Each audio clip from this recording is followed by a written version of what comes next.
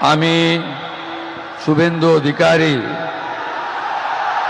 ঈশ্বরের নামে শপথ করিতেছি যে বিধি দ্বারা স্থাপিত ভারতের সংবিধানের প্রতি আমি অকৃত্রিম নিষ্ঠা ও আনুগত্য পোষণ করিব। আমি ভারতের সার্বভৌমত্ব ও অখণ্ডতা রক্ষা করিব। পশ্চিমবঙ্গ রাজ্যের মুখ্যমন্ত্রী রূপে আমার কর্তব্যসমূহ নিষ্ঠাপূর্বক এবং বিবেকসম্মতভাবে নির্বাহ করিব এবং ভয় বা পক্ষপাত, প্রীতি বা বিদ্বেষ রহিত হইয়া সকল শ্রেণীর জনগণের প্রতি সংবিধান ও বিধি অনুসারে ন্যায় আচরণ করিব।